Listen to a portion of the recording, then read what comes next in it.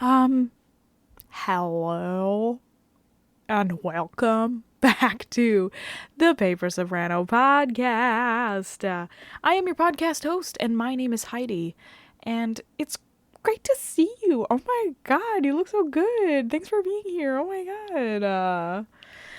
How are you? How are things? How was your day? For me, today is Friday. I don't know when you're going to be listening to this, but for me, it's Friday. And nothing can go wrong on a Friday, okay? That's just the rule. And today was a good day so far. I I actually had a really interesting experience that I wanted to talk to you guys about a little bit. So today, I conducted some interviews, right? So I am the graduate assistant for one of the buildings on Stony Brook campus.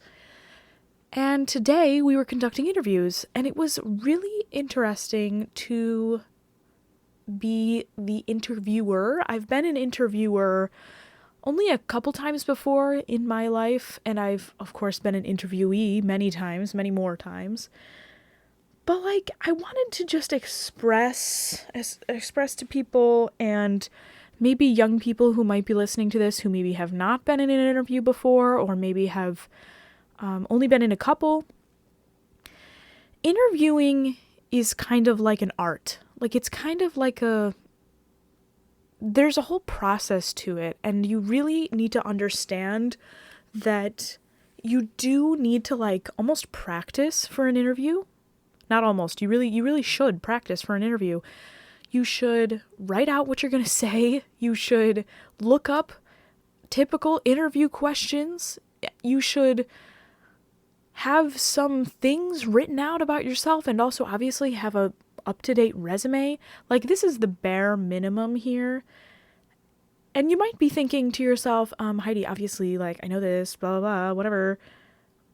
But I am so surprised sometimes by the lack of preparation, or the lack of, just general preparedness that some people come to an interview with. And I think that just comes from, people don't talk about this kind of stuff in school. People aren't talking to you about how to land an interview or how to succeed when you get that interview. I personally had experience with that topic. I want to say it was like my sophomore or junior year of college. We did a little bit of that when I took like a Foundations of Music Education course, but we did not talk about that in high school. In all the classes that I took, we did not talk about that. If I wasn't an education major, I don't know if I would have been talked about, or nobody would have talked about that to me. I don't know. I don't know what happens in other majors. But basically, yeah, I saw a couple people today. It was just a small handful of people, but it was so evident, so clear who was prepared and who wasn't. And, like, it's so frustrating to watch people struggle when you're just like, dude, you could have just taken like half hour before you came here. Like, one person didn't even have a resume printed out, even though in the interview email it clearly states, like, please bring a clean copy of your resume. Somebody just showed up without one. And, some people showed up in, like, jeans and sneakers and hoodies, and they kept their coat on through the interview and, like, kept their hat and mittens on. And I'm like, what? Like, but then there were some people who came in and were, like, well-dressed. They looked like, not even, like, well-dressed, like, that's subjective, but, like, they looked like they put some effort into what they were wearing, as opposed to just wearing, like, normal, everyday casual clothes. They were dressed up, it was very apparent. And here's the secret, okay? As an interviewer, for the small amount of times that I've been an interviewer, here's the secret that I'm looking for, okay? It's personality. I'm looking for someone who can hold a conversation, who can look me in the eyes, who can, be confident in their thoughts, in their ideas, who can be comfortable sitting in a chair and just talking to someone who's not like fidgeting and like being flighty and weird. Like, it is so important to me. I don't know. Like, it was almost more important to me than any of the other things that they were saying. Like, on the questionnaire, like, I would ask questions that my boss wrote down. Like, I didn't create the interview, but I was asking questions, like, what about your job experience? Do you have any experience with technology, like audiovisual stuff? And, what's your explain to me what work ethic means to you? Like, all those questions, whatever.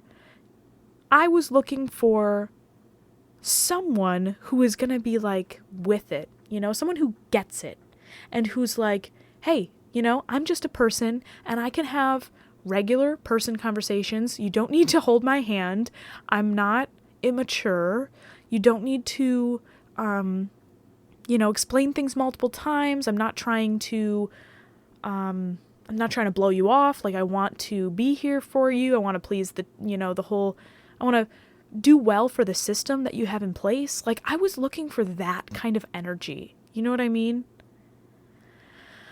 And so many people just come in with this energy of like, oh, yeah, I don't know. Can we come back to that question? Or, I had a job one time where get out of here. You do not want this job, okay? Like, if you really did, I don't know, you'd have some different kind of energy. It was so frustrating because sometimes you just want to like take somebody's shoulders and shake them and be like, hey, like, just show me your personality. Show me who you are. Like, show me who I'm going to be working with here. If I want to hire you, that means I'm making like an emotional and personal investment in you because I'm going to have to deal with you.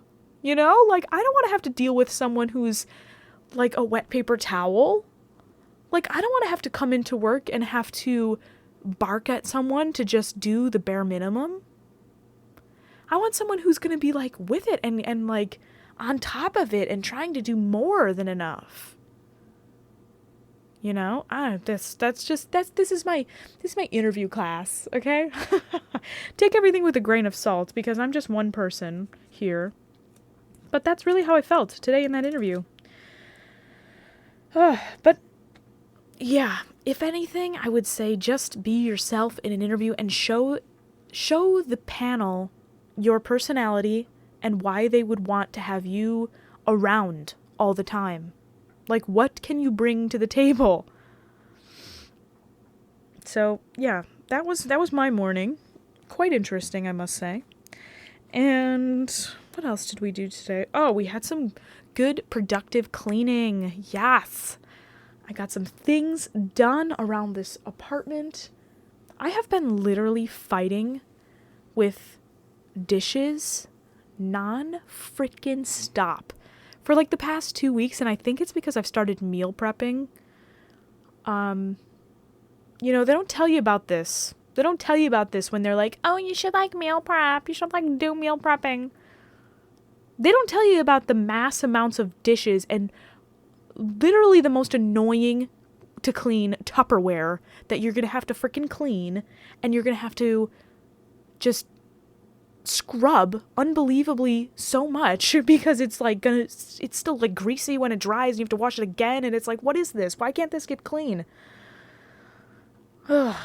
So I have so many dishes, and I feel like I have a lot of dishes from like creating the food, like when you use a cutting board and you use a bunch of knives and then you put it in a bowl and you mix it and you have to marinate it, or you have to do this or you have to do that. And then, of course, you have to cook it and you have to get out a spoon for that. And like, actually, I need a ladle for this, and, whatever. Like, then you have to plate it, like if you're going to have some of it before you meal prep the rest. So just like a ton of freaking dishes, and I feel like I can't keep up. Every time I get my sink down to nothing, almost immediately after, I'm putting at least one thing into the sink. And then after that, if I make a meal, it's like the damn thing is full. It reminds me of that one meme. I see it all the time, and I think it's just because the algorithm knows me. But it's like, do you ever clean your house all day only to realize at the end of the day that you have to clean your house. Like, or like you clean your house all day. I don't know. Look it up. It's, I can't remember it. It's like, do you ever clean your house all day? And then like your house isn't clean. Ew, I can't remember it. I hate trying to describe memes because it's like, what is the point? First of all, it's like trying to tell somebody your dream. And I can never freaking remember exactly the words. Like that's along the lines of what it was, but I can't remember exactly. Yeah, so what else happened today? Oh, we had some good lessons. Really good lessons. We've got some young singers who are getting ready to audition with some things. They're auditioning for like their virtual opera at school, Precious Moments. And they're just sounding good. You know when you have a couple of students who and I only just started working but with them. But you have a couple of students, right?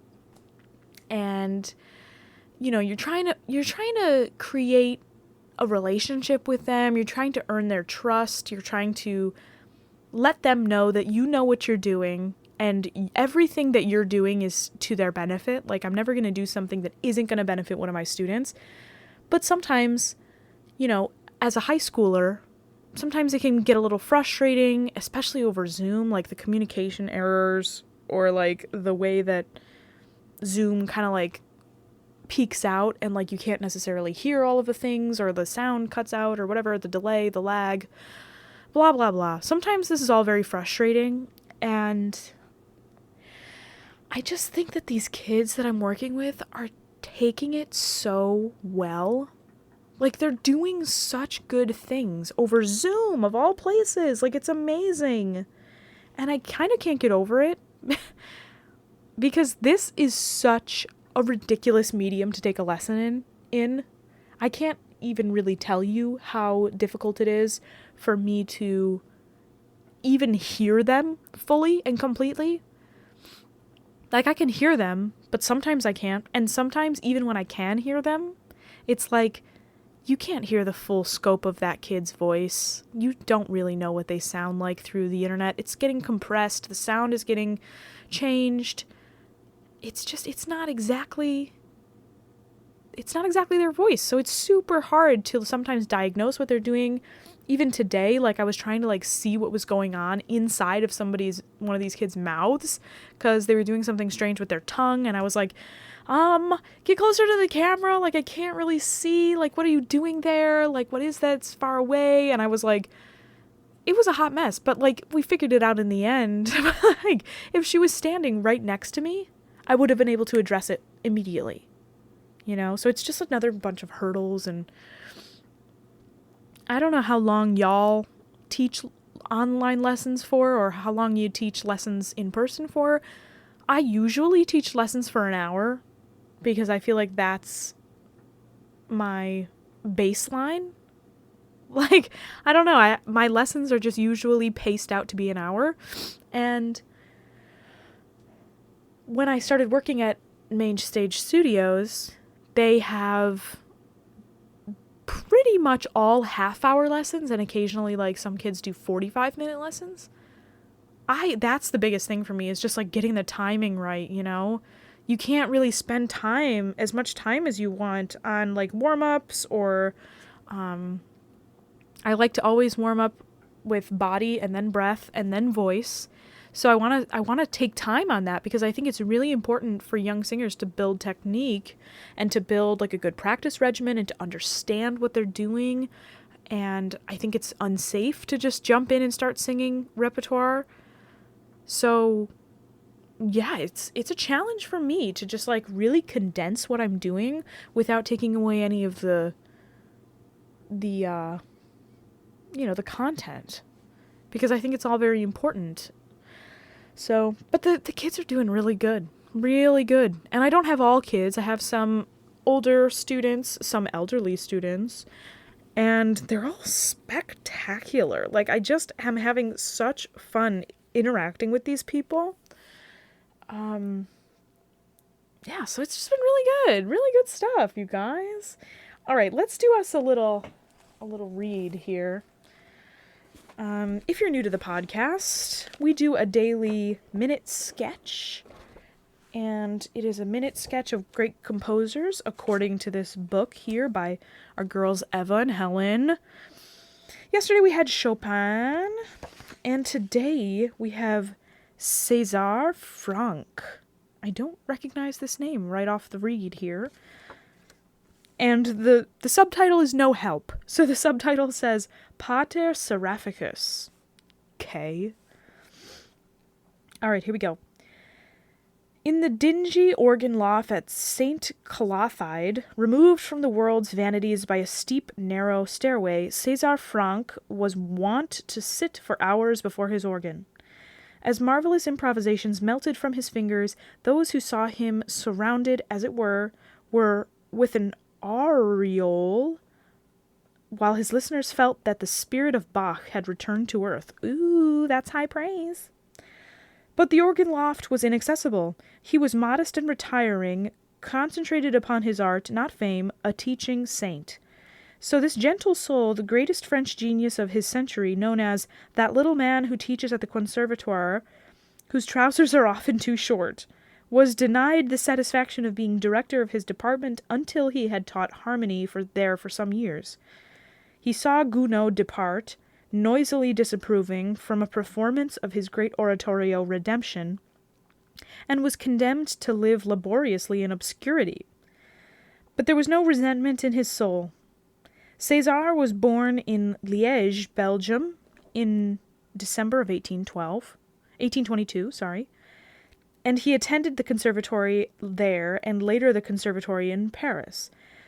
When, in 1848, he married the young actress of his choice, the wedding party had to climb over barricaded streets to enter the church, as Paris was in a state of revolution, as well he who, by his bold stroke, deposited the paternal tyrant who had expected to live from the exploitation of his son's talent. I'm a little confused by that. There was a lot of commas in that sentence. Anyway, moving right along. Years of hard work followed, teaching for 10 hours a day, fulfilling his duties as organist at St. Clothide at the conservatoire, but a few hours daily were religiously reserved for composition. The oratorio Ruth, some trios, and piano pieces constituted his early works, while his middle period witnessed the production of glorious masses and organ pieces, with Redemption at the high point. Orchestral works, including the great D minor symphony, 2 operas, the violin sonata, string quartet, and the mystic Beatitudes, which contain all the philosophy of his meditative later years, conclude the list of his important works. Pleurisy, aggravated by a neglected injury received when an omnibus struck him, caused his death on November 8th, 1890. What's pleurisy? Is that a disease? Pleurisy, aggravated by a neglected injury. We're going to have to look that up. His pupils, d'Indy, Chausson, Chabrière, and Fauré, paid him loving tribute, and his naive remark after the performance of his quartet, Voilà le public qui commence à me comprendre, has been realized at last. I think translated that says, hear the public who begin to understand me. Here it is. The public who start to understand me. I think, sort of. Let's look up what pleurisy is. What the heck is that? Guys, this is literally what I do in my spare time. I just, read things and don't understand it and then just, look things up. I'm like, what is that word? Okay, pleurisy. Okay. Yes, it is a thing. Pleurisy, also known as pleuritis, is an inflammation of the membranes that surround the lungs and line of the chest cavity.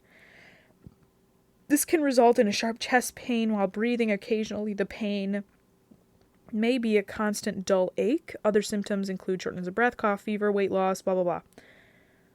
Okay, so he had... What's an omnibus? An omnibus struck him? Omnibus. I don't know, when was this? 1890? Omnibus 1890, that's what I'm looking at. Oh my god, it's like a horse and carriage. Are you kidding me? It's like a bus pulled by a horse and carriage. Like pulled by a horse. A bunch of horses. Oh my god. Okay, so he got hit by a horse bus. And he had some lung problems afterwards. See, these are the things that I wouldn't be able to learn if this was written by someone who was like from this century, basically. This text is almost 100 years old. Notification. This text that I'm reading from, this minute sketch of great composers, is almost 100 years old, and I find that sometimes there's a double-edged sword when reading really old works like this. It's like, yeah, some of the stuff is really outdated, and like the, excuse me, the material itself can be kind of stuffy and dated and whatever, like it can be kind of insensitive at times as well. But sometimes I learn things that I don't think I would have ever learned from anywhere else, like pleurisy. When would I have ever learned about that? I'm not in medicine, like I don't know anything about that. And also, why did I not know the term omnibus? Omnibus? Omnibus? How do you even say it? I don't know. But, yeah, dude, is that where the word bus comes from? Like, did they call it omnibus and then they were just like, we're just going to shorten it to bus? Now I have to look up etymology of the word bus. Etymology of the word bus. These are really important things to me, you guys, and it is. Oh, woo! I knew it. Woo! Okay, so it says, bus is a clipped form of the Latin adjectival form omnibus, which means for all. The dative plural of omnis, with just an E at the end. The theoretical full name in the French voiture, omnibus, vehicle for all, having invented the successful concept, Baudry moved to Paris and launched the first omnibus service there in 1828. And this guy got hit by one in 1890. Wow. Wow, you guys. Wow. I feel so accomplished. I love that. All right. Well, I mean, I don't really know much more about Caesar Franck, but I definitely know more than I did before I read this, so I'm not complaining. All right, you guys, I'm going to cut it off here. I'm going to continue on my merry way this Friday. And this, of course, is... Ooh, I need a coffee or something. It's only 6:30, Heidi. You can't go to sleep yet. This, of course, is the Paper Soprano podcast, and I am your host, Heidi Schneider. If you enjoyed this podcast and you would like to hear more, I do post daily. These podcasts are daily, baby. And you can listen to these at any time. So you could binge them all in one day. That would probably not be possible, but you could try. And you can turn on the post notifications if you want. It'll notify you whenever I post. You can also like and subscribe or like and comment on this video if you want to show some support. If you ever want to be a guest on the podcast here, feel free to let me know. I love having guests on the podcast, and we haven't had one in quite some time. So let me know. Even if you've been a guest before and you want to make a reappearance, I'm down with that. And guess what? There's no rules here, so we do whatever we want, okay? If you're like, I feel like it would be weird if I went back on. I was just on the podcast. No. Wrong. Like, it doesn't matter. Nothing matters. There is no rule. There are no rules. And I hope you have a wonderful morning, afternoon, evening, or night, whenever you happen to be listening to this podcast.